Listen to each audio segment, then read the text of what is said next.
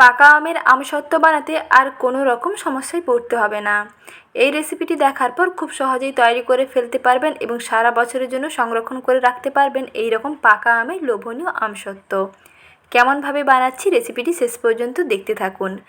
নমস্কার বন্ধুরা, আমি সাথী। আমার কিচেনের আবারও এক নতুন রেসিপিতে আপনাদের সবাইকে স্বাগত জানাই। পাকা আম থাকতে থাকতে এই রকম আমসত্ত্ব তৈরি করে সারা বছরের জন্য সংরক্ষণ করে ফেলুন। আমসত্ত্ব কিংবা ম্যাঙ্গো বার একেবারে পারফেক্ট দোকানের মতন কী করে তৈরি করবেন তার একটি সহজ রেসিপি শেয়ার করলাম। তাই ভিডিওটি কোথাও স্কিপ না করে শেষ পর্যন্ত দেখে নেওয়ার অনুরোধ থাকলো। সঙ্গে ভিডিওটিকে একটি লাইক করবেন এবং চ্যানেলের নতুন দর্শক বন্ধু হয়ে থাকলে চ্যানেলটিকে সাবস্ক্রাইব করে সঙ্গে যুক্ত থাকার অনুরোধ থাকলো। আর এই রেসিপিটি দেখে আপনারাও বাড়িতে তৈরি করে ফেলুন এই রকম লোভনীয় পাকা আমের আমসত্ত্ব। খেতে দেখবেন দারুণ লাগবে। দোকান থেকে কিনে খাওয়ার কথা ভুলেই যাবেন যদি বাড়িতেই তৈরি করে ফেলতে পারেন এই রকম আমসত্ত্ব। তাহলে আসুন দেখে নিন আজকের সহজ রেসিপি। প্রথমেই দেখুন এখানে নিয়ে নিয়েছি কয়েকটা পাকা আম। প্রথমে পাকা আমের খোসা ভালো করে ছাড়িয়ে নিয়ে এবং আঁটি বাদ দিয়ে বাদবাকি যে আমের পাল্প থাকবে মিক্সার গ্রাইন্ডারে ভালো করে পেস্ট করে নেবেন। আমের খোসা এবং আঁটি বাদ দিয়ে আমগুলোকে টুকরো টুকরো করে কেটে নিয়ে তারপরে আমগুলোকে একটা মিক্সার গ্রাইন্ডারে নিয়ে এইরকম ক্রিমি এবং স্মুথ একটা পেস্ট তৈরি করতে হবে। আর যদি আমের মধ্যে চুলগুলো থাকে তাহলে অবশ্যই কিন্তু আমের পাল্পটাকে ছাঁকনিতে ছেঁকে নেবেন। সব আমের ক্ষেত্রে সমান হয় না, কিছু কিছু আমের ক্ষেত্রে এইরকম অনেক জালি জালি অংশ থাকে, সেগুলো থাকলে আমের পাল্পটাকে অবশ্যই বন্ধুরা একটু ছাঁকনিতে ছেঁকে নেবেন। তাহলে একেবারে পিওর ক্রিমি একটা আমের টেক্সচার পাওয়া যাবে। এইরকম আমের পাল্প নিয়ে একটি কড়াইতে নিয়ে নিলাম। গ্যাসের আঁচটা মাঝারিতে রেখেছি। গ্যাসের আঁচ মাঝারি থেকে সামান্য অল্প একটু লবণের সঙ্গে মিশিয়ে নিচ্ছি। এতে দেখবেন এর মিষ্টত্বটা আরও বেড়ে যাবে। আর এর কালারটা যাতে খুব সুন্দর আসে তার জন্য অল্প একটু হলুদ গুঁড়ো দিয়ে দিলাম। এখন সব কিছুকে ভালো করে একসঙ্গে জাল দিয়ে নেব। কিছুক্ষণ পর্যন্ত এইরকম জাল দিয়ে নেবেন। কিছুক্ষণ জাল দিয়ে নেওয়ার তারপরে এর সঙ্গে মিশিয়ে নিতে হবে চিনি। প্রথমে হলুদের কাঁচা গন্ধটা চলে গেলে তারপরে এর সঙ্গে মিশিয়ে নেবেন চিনি। আর চিনি দেওয়ার পরেই দেখবেন এই মিশ্রণটা আগে থেকে আবার একটু পাতলা হয়ে যাবে, কারণ চিনিটা মেল্ট হবে। চিনিটা মেল্ট হয়ে একটু যখন শিরায় পরিণত হয়ে যাবে তখন এই মিশ্রণটা একটু পাতলা হয়ে যাবে। তাই কন্টিনিউয়াস এইরকম হাতে দিয়ে নাড়তে থাকবেন। কিছুক্ষণ জাল দিয়ে নেওয়ার পরেই দেখবেন এই যে চিনিগুলো খুব সুন্দর মেল্ট হয়ে যাবে। তারপরে মিশ্রণটা একটু পাতলা হয়ে গেলেও কন্টিনিউয়াস এরকম নাড়তে নাড়তে দেখবেন মিশ্রণটা আবার ঘন হতে শুরু করবে। আর কিছুক্ষণ জাল দিয়ে নেওয়ার কারণে কালারটা দেখবেন খুব সুন্দর আসবে। যেহেতু এখানে অল্প একটু হলুদ গুঁড়ো অ্যাড করা হয়েছে তাই কালারটা খুব সুন্দর আসবে। তাই কন্টিনিউয়াস এরকম হাতে দিয়ে নেড়েচেড়ে থাকবেন যাতে নিচে না লেগে যায়। চিনি দেওয়া আছে তাই নিচে কিন্তু লেগে যেতে পারে। কড়াইয়ের নিচে যাতে নিচে পোড়া পোড়া না হয়ে যায় তার জন্য কন্টিনিউয়াস এরকম হাতে দিয়ে নেড়েচেড়ে রাখবেন। ওপর নিচে করে সমস্ত জায়গাটা খুব ভালো করে জাল দিয়ে নেবেন। কিছুক্ষণ পরে দেখবেন এই মিশ্রণটা বেশ থকথকে হতে শুরু করবে। একটু স্প্যাচুলা বা খুন্তির মধ্যে নিয়ে দেখবেন বেশ থকথকে জেলির মতন হয়ে আসছে। তাহলেই বুঝতে পারবেন যে মিশ্রণটা অনেকটাই রেডি হয়ে গেছে।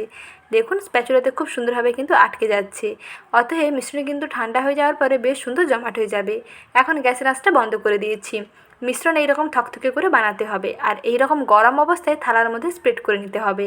আর যেই থালাতে আমসত্ত্বটা বসাবেন সেই থালাতে অল্প একটু এরকম সরষে তেল ভালো করে মাখিয়ে নেবেন। পুরো ওভারঅল থালাতে সরষে তেল মাখিয়ে নেওয়ার কারণে আমসত্ত্বগুলো দেখবেন থালা থেকে খুব সহজেই ছেড়ে আসবে।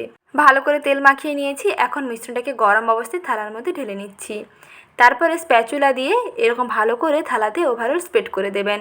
পুরো দেখবেন সমান করে সমস্ত জায়গায় ঘনত্বটা সমান থাকবে। এইরকম একটু থালাটাকে ঝাঁকিয়ে ঝাঁকিয়ে পুরো আমসত্ত্বটাকে থালাতে ছড়িয়ে দেবেন।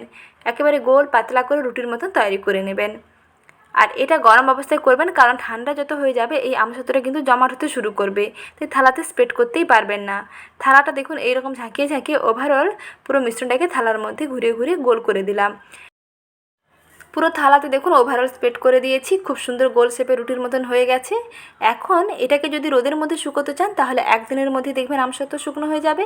আর যদি মনে হয় রোদ ছাড়া শুকোবেন তাহলে ফ্যানের তলায় কিংবা গ্যাস যখন জ্বলে গ্যাসের বার্নারের তলায় রেখে দেবেন। যখন রান্না করবেন সেই বার্নারের নিচটাতে রেখে দেবেন, সেই তাপেও শুকনো হয়ে যাবে। আর সব থেকে ভালো হয় এটা রোদের মধ্যে শুকনো করলে। রোদের মধ্যে যদি শুকনো করেন তাহলে কিন্তু এটা বহুদিন পর্যন্ত সংরক্ষণ করতে পারবেন কোনো রকম ফ্রিজ ছাড়াই। আর যদি গ্যাসে কিংবা ফ্যানের হাওয়াতে শুকনো করেন তাহলে কিন্তু ফ্রিজে রেখে সংরক্ষণ করতে হবে। আর রোদের মধ্যে শুকিয়ে নিলে বেশ অনেক দিন পর্যন্ত ফ্রিজ ছাড়াই সংরক্ষণ করে নেওয়া যাবে।